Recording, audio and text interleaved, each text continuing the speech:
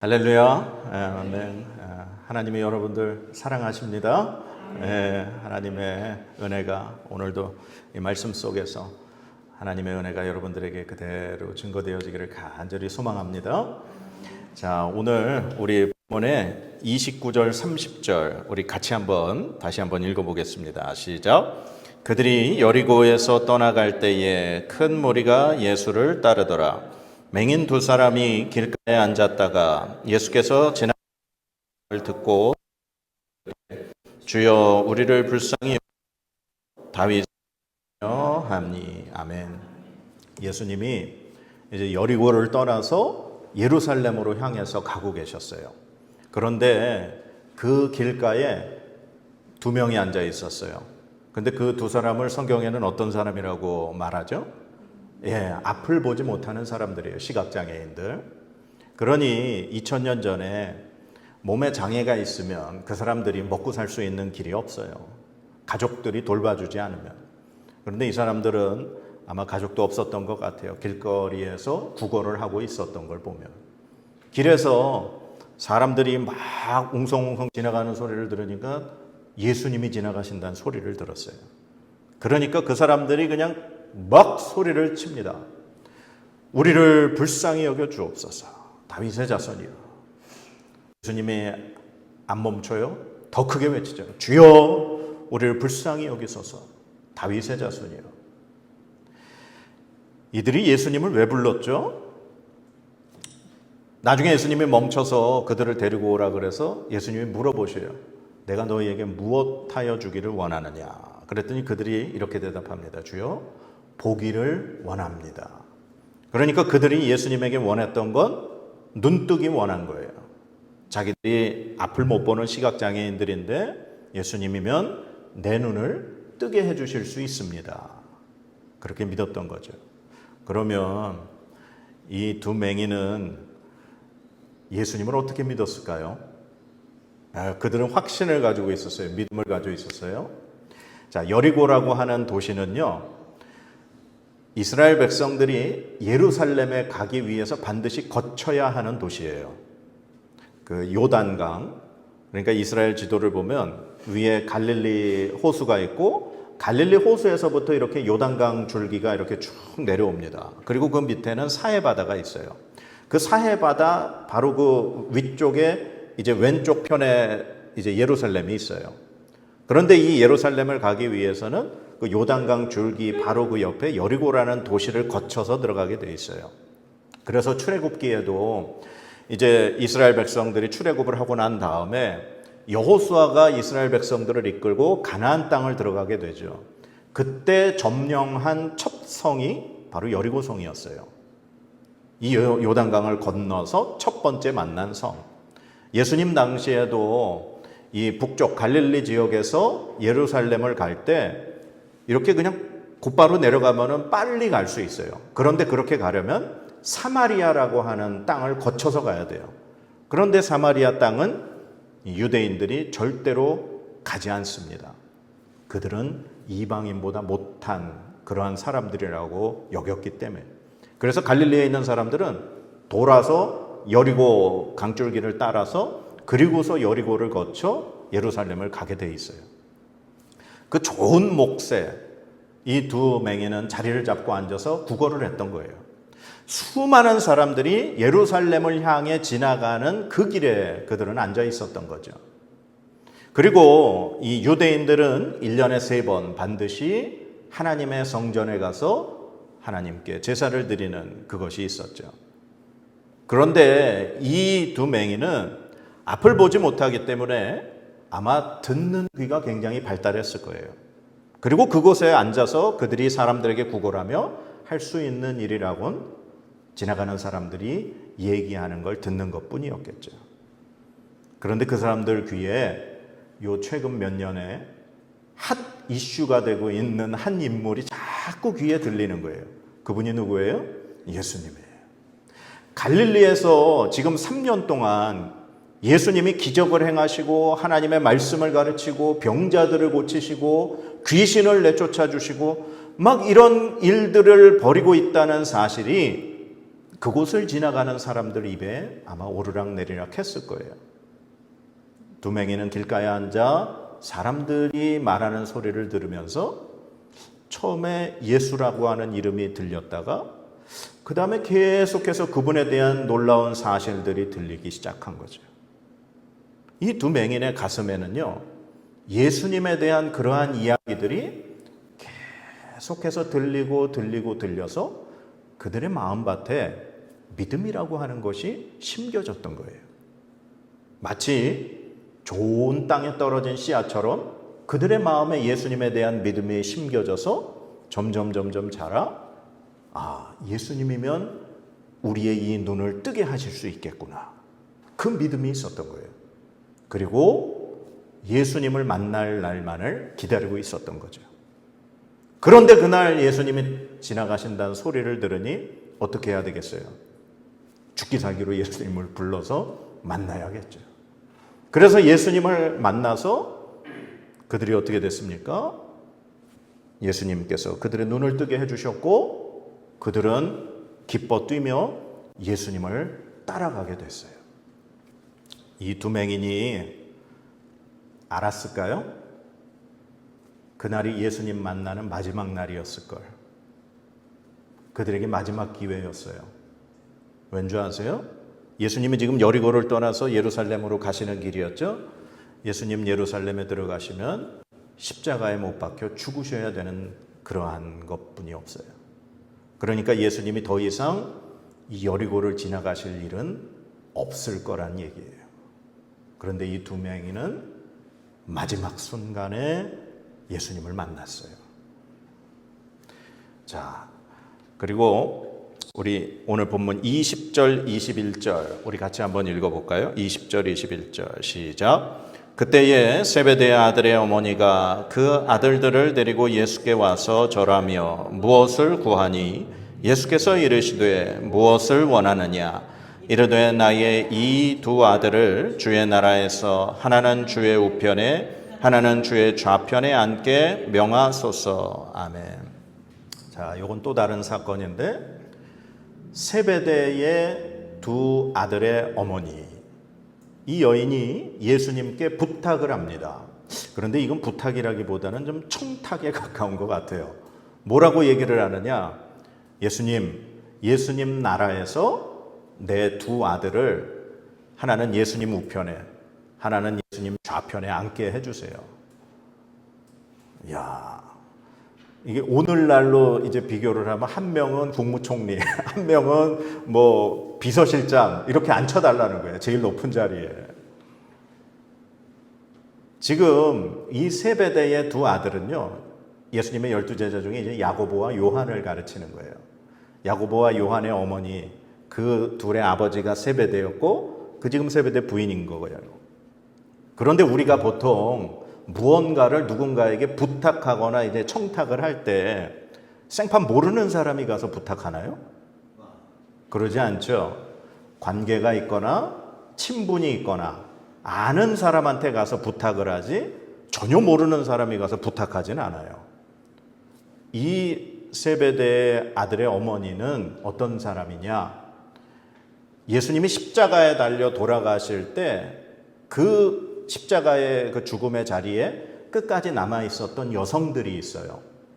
이 마태복음에는 그 여성들의 이름을 막달라 마리아, 야고보와 요셉의 어머니 마리아, 그리고 바로 세베대의 아들의 어머니, 이렇게 세 명의 여인을 기록하고 있어요. 그런데 마가복음에는요, 앞에 두 여인의 이름이 똑같이 나오고 이 세베대 아들의 어머니의 이름 대신 살로메라고 본명이 나와 있어요. 그리고 요한복음에 보면은요, 앞에 두 여성 똑같이 나오고 이 세베대 아들의 어머니가 이모라고 그렇게 기록이 되어 있어요. 그러면 이 복음서를 종합해 보면 어떤 얘기예요? 세베대 아들의 어머니는 이름이 살로메고 예수님의 이모라는 얘기예요. 그러니까 이모가 지금 조카한테 자기 아들들, 그러니까 예수님의 사촌이 되겠죠. 야고보와 요한을 예수님의 나라에서 하나는 오른쪽, 하나는 왼쪽에 앉혀달라고 지금 부탁하는 거예요.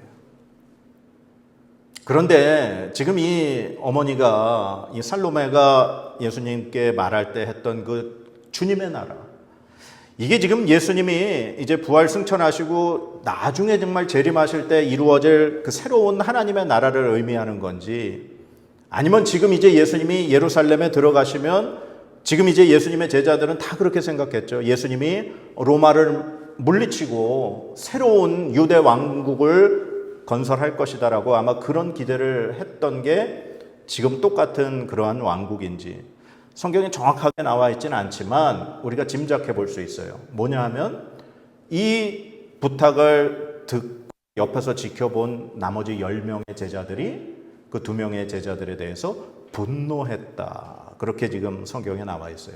그걸 보니 아마 이제 예수님이 예루살렘에 들어가서 새롭게 유대 왕국이 세워질 것이라고 생각을 했고 그 좌우편을 지금 부탁한 걸로 우리가 생각해 볼 수 있는 거예요. 그런데 이 세베대의 아들의 어머니의 부탁에 예수님이 이렇게 말씀하셔요. 자, 22절, 23절 말씀 우리 같이 읽겠습니다. 시작. 예수께서 대답하여 이르시되 너희는 너희가 구하는 것을 알지 못하는도다. 내가 마시려는 잔을 너희가 마실 수 있느냐? 그들이 말하되 할 수 있나이다. 이르시되 너희가 과연 내 잔을 마시려니와 내 좌우편에 앉는 것은 내가 주는 것이 아니라 내 아버지께서 누구를 위하여 예비하셨든지 그들이 얻을 것이니라. 아멘. 예수님이 묻죠. 니네가 나의 잔을 마실 수 있냐? 그랬더니 제자들이 2명의 제자들이 마실 수 있습니다. 그런데 예수님이 마시려는 잔은 어떤 잔인가요? 죽음의 잔이에요. 예수님이 십자가에 달려 돌아가시기 전날 겟세마네 동산에서 기도하시죠. 그때 기도하실 때 예수님이 이렇게 기도하시죠. 아버지, 이 잔을 내게서 옮겨주시옵소서.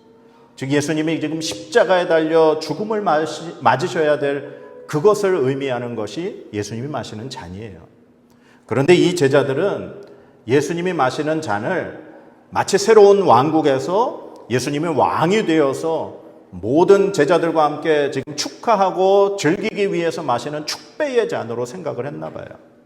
그랬더니 이 제자들이 마실 수 있습니다. 그렇게 얘기를 하는 거예요. 그때 예수님이 이렇게 말씀하시죠.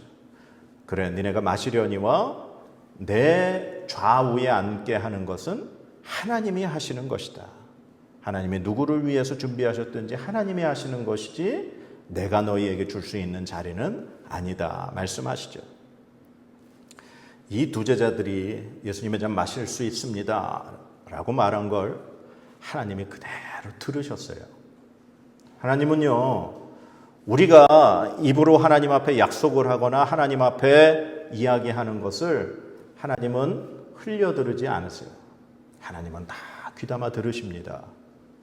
그래서 나중에 예수님이 십자가에 죽으시고 부활하시고 승천하신 이후에 예루살렘 교회가 탄생이 되죠.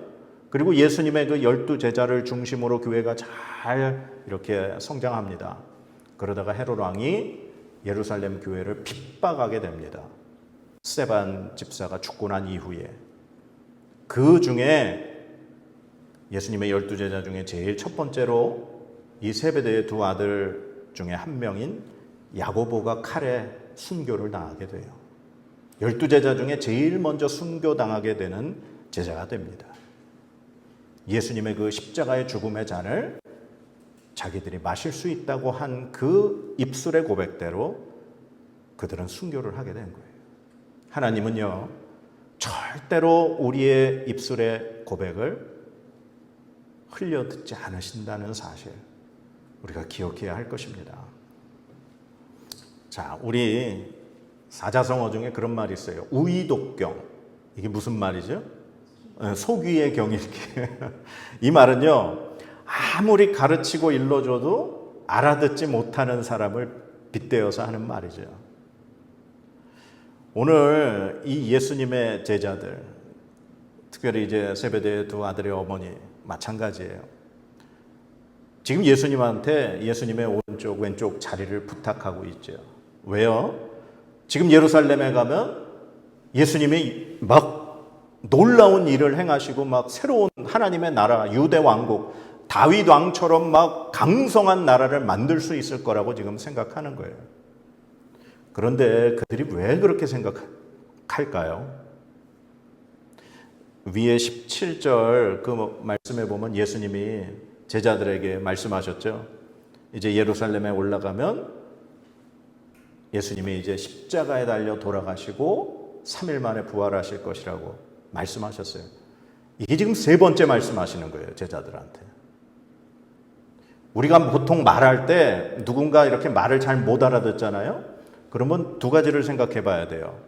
첫 번째는 말하는 사람이 잘못 전했던가 아니면 듣는 사람이 잘못 이해를 했던가, 두 가지 중에 하나죠. 근데 예수님이 똑같은 말씀을 제자들한테 3번이나 하셨어요. 그러면 제자들에게 전했던 예수님의 문제는 아니겠죠? 예수님의 말씀을 듣고도 이해 못하는 제자들의 문제라는 얘기죠. 지금 예수님은 예루살렘에 죽음을 맞이하기 위해서 가는 것인데 제자들은 영광을 생각하고 있어요. 예수님의 말씀을 전혀 듣는 사람들이 아니란 얘기예요. 혹시 이런 모습이 우리 모습 아닐까요? 우리가 주일마다 하나님 말씀 듣죠. 설교를 듣고 또 성경 말씀을 읽고. 근데 우리가 제대로 지금 하나님의 말씀을 좀 듣고 있는 건가요? 오늘 두 맹인은요, 예수님을 만난 적이 없었어요. 예수님에 대해서 듣기만 했어요. 그런데 그들의 마음에 예수님을 만나면 자신들의 눈을 뜨게 하실 수 있을 거라는 믿음이 있었어요. 그들은 예수님에 대해서 분명히 듣고 믿고 그리고 예수님을 만났고 그들은 눈을 뜨고 예수님을 따르게 되었다는 거예요. 제자들과 두 맹인, 누가 더 말씀을 잘 듣는 사람인가요? 우리가 하나님 저한테 믿음을 좀 주세요. 하나님 정말 잘 믿고 싶습니다. 믿음을 좀 주세요. 그러잖아요. 그런데 우리가 믿음이 자라려면요, 어떻게 해야 되는지 아세요? 로마서 10장 17절에 답이 나와 있어요. 그러므로 믿음은 들음에서 나며 들음은 그리스도의 말씀으로 말미암느니라. 아멘. 하나님의 말씀을 계속 들으면요, 우리에게 믿음이 생긴대요. 하나님이 우리의 마음에 믿음을 주신대요. 그런데 믿음이라고 하는 건 우리에게 그 하나님의 말씀을 통해서 주신 다음에 그 믿음이 우리 안에서 자라면서 우리의 삶에 변화가 일어나야 되는 거예요. 그 변화라는 것은 이전에 행하지 않았던 걸 이제는 행하는 것이고 이전에 했던 것을 이제는 안 한다는 거예요. 무엇 때문에? 하나님 때문에. 우리가 이제 예수 그리스도를 믿고 구원받은 사람으로서 우리가 어떻게 살아야 할 것인가를 하나님이 늘 말씀을 해주시기 때문에 이전에 하나님 뜻에 맞지 않았던 삶은 이제는 하지 않아야 된다는 거예요. 그리고 하나님의 말씀에 비추어 봤을 때 하나님이 기뻐하시지 않는 거룩한 삶이 아닌 것은 우리가 하지 말아야 한다는 사실이에요. 그러한 변화의 모습이 있어야 우리는 정말 하나님의 말씀을 잘 듣는 사람들이라는 겁니다. 오늘 예수님이 우리에게 말씀하고 계시네요. 26절, 27절 우리 같이 한번 읽어보겠습니다. 시작. 너희 중에는 그렇지 않아야 하나니 너희 중에 누구든지 크고자 하는 자는 너희를 섬기는 자가 되고 너희 중에 누구든지 으뜸이 되고자 하는 자는 너희의 종이 되어야 하리라. 아멘. 크고자 하면 섬기는 자가 되고 으뜸이 되고자 하면 종이 되어라. 예수님 오늘 우리에게 말씀하고 계시네요. 오늘 이 말씀을 우리가 잘 듣고 이 한 주간 우리의 삶 가운데 이 말씀대로 살아가면 우리가 정말 하나님과 함께 살아가는 하나님의 자녀가 되지 않을까요? 우리가 정말 말씀을 안 듣는 사람이 아니라 말씀을 잘 듣는 그런 믿음의 사람이 되어야 할 줄로 믿습니다. 예, 우리 기도하겠습니다.